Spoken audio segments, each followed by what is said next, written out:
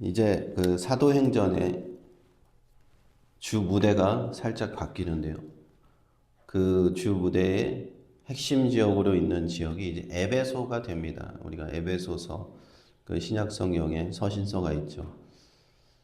그 에베소에 사도 바울 외에 한 사람의 지도자가 나타나는데 그의 이름이 아볼로입니다. 알렉산드리아 출신의 유대인 아볼로인데 이 사람은 학문이 많고 성경에 능한 자였다 하는 것입니다.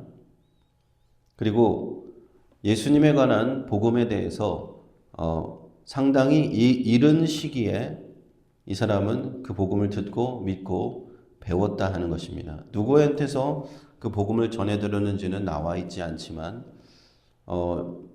초기에 예수님의 복음을 전해 들은 것 같아요. 그래서 오순절 성령 강림 사건 그 이전으로 우리는 추정을 합니다. 갈릴리와 유대 지역에서 예수님께서 복음을 전하셨을 때 그 오순절 강림 이전에 배웠기 때문에 그는 요한의 세례만 알고 있었습니다. 그리고 예수님에 대해서 말씀을 가지고 풀어서 얘기하고 있지만 오순절 이후에 예수님의 이름으로 제자들이 세례를 주기 시작하였거든요. 오순절 이전에는 그런 세례 베품이 없었기 때문에 오직 그 요한의 세례만 알고 있었다라고 하는 것이죠. 그래서 이 뛰어난 어떻게 보면 목회자라고 할 수 있죠. 아볼로가 에베소에 있는 유대인의 회당에 들어가서 담대히 예수님의 복음에 대해서 증거하는데 이것을 주의 깊게 듣고 있던 부부가 있었죠. 브리스길라, 아굴라 부부. 이전에 사도 바울과 함께 있다가 사도 바울과 헤어진 이 부부입니다. 이들이 가만히 듣고 있다 보니까 정말 뛰어난 사람이라는 걸 금방 단박에 알아봅니다. 아볼로가 학식이 있고 말을 잘하고 성경에 능하게 정말 가르침이 탁월한 사람이에요. 사도 바울에 비견할 만큼 대단한 사람이다. 이런 것을 느꼈는데 그러나 아직 좀 부족한 것이죠. 아직은 요한의 세례밖에 알지 못하기 때문에 그래서 그를 따로 데려다가 하나님의 도를 더 자세히 풀어서 가르쳤다. 사도 바울로부터 더 큰 가르침을, 자세한 가르침을 받았기 때문에 그걸로 아볼로를 가르칠 수 있었던 것이죠. 그리고는 이제 이 아볼로는 에게해를 건너서 소아시아 제약에서 그리스로 넘어갑니다. 그리스의 고린도가 있는 고린도 지역으로 넘어가게 되는데 추천서를 들고 가요. 형제 자매들이 이 에베소에 있는 형제 자매들의 추천서를 들고 가서 고린도 지역의 형제 자매들에게 자신을 소개합니다. 당시에 이 추천서 얘기가 그 신약 성경에 많이 나오는데 어떤 보증서라고 할 수 있겠죠. 이 사람은 우리 교회에서 우리들이 정말 신원을 보증할 수 있을 만한 분입니다. 라고 그것을 들고 다른 증서가 없었기 때문에 그것을 가지고 건너가면 고린도에 있는 교회들도 이 에베소에서 보낸 추천서구나 하면서 그 사람을 신뢰할 수 있었던 것이죠. 그리고 이제 아볼로가 고린도에 건너가서 그곳에부터 이제 역시나 그의 성경 지식과 학식과 그 가르치는 방식이 탁월하였기 때문에 큰 영향력을 끼쳤다는 겁니다. 은혜로 말미암아 많은 믿는 자들에게 많은 유익을 주었다. 고린도 교회에서 아볼로 때문에 큰 영향을 받습니다. 그리고 그뿐만 아니라 고린도 지역에 있는 유대인들을 성경으로서 예수님은 그리스도라고 증거하면서 유대인들을 굴복시킨 거예요. 유대인들이 얼마나 말을 잘하겠습니까? 그런데 그 유대인들의 말도 굴복시킬 정도로 이 아볼로는 대단한 설교자였다 하는 것입니다. 그래서 나중에 이 아볼로에 관한 이야기가 고린도 전서 3장에 가면 나오는 거예요. 아볼로파, 바울파 이렇게 나오면서 아볼로가 고린도 교회에 상당한 영향을 미쳤기 때문에 그것이 나중에 그 바울의 서신서에도 그대로 기록이 되죠.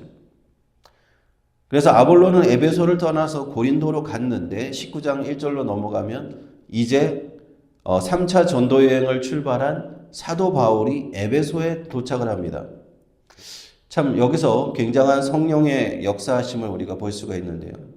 이 에베소라는 지역은 그 소아시아에 속한 지역입니다. 그래서 2차 전도 여행 때 기억나실 거예요. 2차 전도 여행 때 분명히 사도 바울이 소아시아에 전도를 하려고 하거늘 성령께서 막아서 못 가게 했다고 했거든요.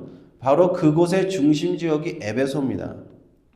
2차 전도 여행 때는 에베소로 가지 못하게 하신 성령께서 바다를 건너서 유럽의 관문인 마케도니아 빌립보로 넘어가게 하셨었거든요. 그런데 이제 3차 전도 여행 때 하나님께서 성령께서 분명히 이제는 그 에베소의 전도의 문을 열어주셨어요. 그래서 바울이 항상 기도할 때 이렇게 기도하는 거예요. 전도의 문을 열어달라고 기도하게 된다는 거예요.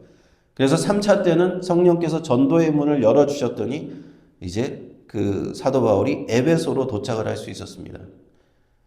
그리고요, 3차 전도 여행 기간에 이 에베소는 기독교 복음의 큰 부흥의 중심지가 됩니다.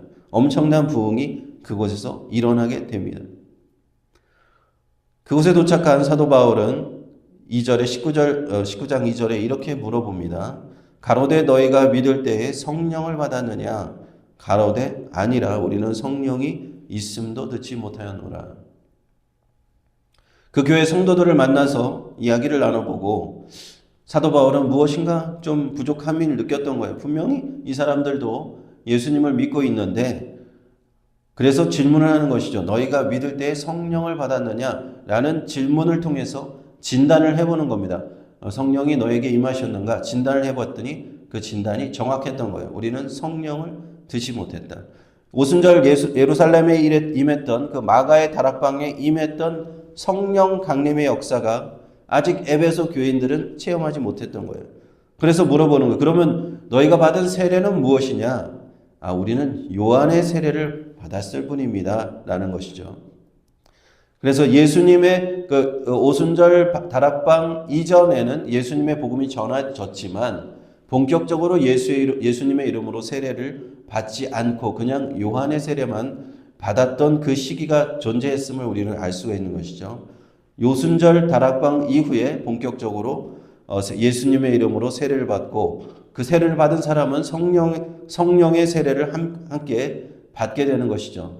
그러니까 요한은 물로 세례를 베풀었으나 몇 날이 못 가서 성령으로 세례를 받으리라 하신 성령 예수님의 말씀처럼 이제 오순절 이후에 그 성령의 이름으로 예수님의 이름으로 세례가 베풀어진다 하는 것입니다. 그래서 4절에 보니까 바울이 가로되 요한이 회개의 세례를 베풀며 백성에게 말하되 하면서 이제 그 의미를 설명해 주는 겁니다. 세례 요한의 세례는 물론 세례 요한을 통해서도 예수님의 이름이 전파되고 복음이 전파되었지만 그것은 어디까지나 준비적인 성격이었다는 거예요. 완성된 성격의 세례가 아니라 아직은 오순절 성령이 임하기 전에 예수님의 길을 예비하는 주의 길을 예비하는 선지자로서 그 요한의 세례를 받았을 뿐이지만 요한도 분명히 얘기했다. 내 뒤에 오시는 이를 믿으라. 나는 그의 신발끈을 풀기도 감당치 못합니다. 라고 얘기했던 그 예수님의 이름으로 이제는 세례를 받아야 된다. 그러면 성령을 받게 되고 진정한 그리스도인이 된다라는 것을 이제 가르쳐 주고는 5절에 보니까 이제 주 예수의 이름으로 그들에게 세례를 베풀었다.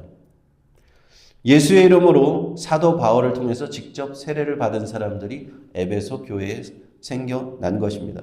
그들에게 또 안수하여 주었어요. 그러니까 6절에 보니까 성령이 그들에게 임하심으로 방언도 하고 예언도 하니 12사람쯤 되었다 하는 것이죠.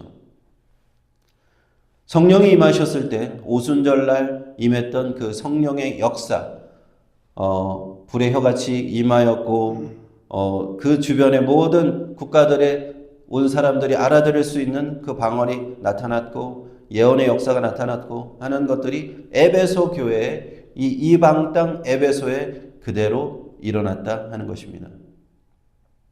그래서 오늘 그 사도 바울이 에베소 교회에 했던 이 물음, 너희가 믿을 때에 성령을 받았느냐, 이 물음에 대해서 우리는 기독교인들은 한번 진지하게 생각을 해봐야 됩니다.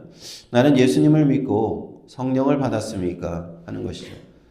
분명히 내가 예수님의 이름을 믿고 회개하고 예수 그리스도의 이름으로 세례를 받았다면 나는 성령을 받았을 겁니다.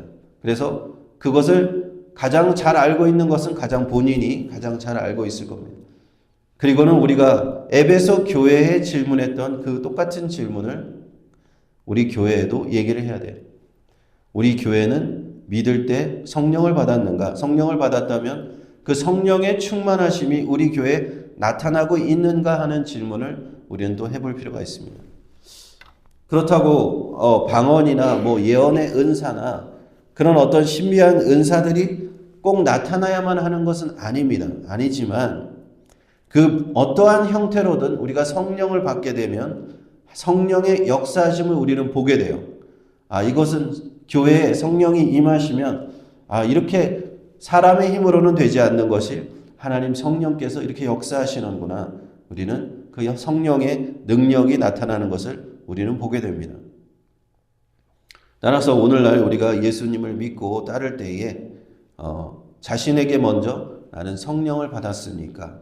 또 우리 교회는 성령을 받았습니까? 우리 성령의 그 능력이 나타나고 있습니까? 하는 질문을 해보면서 그렇게 우리가 다시 한번 사도행전에서 나타냈던 사도 바울이 역사했던 그 초대교회의 모습이 에베소의 교회의 그 부흥의 모습이 우리 교회에도 나타나고 나 자신의 삶 가운데도 나타나야 될 줄로 믿습니다.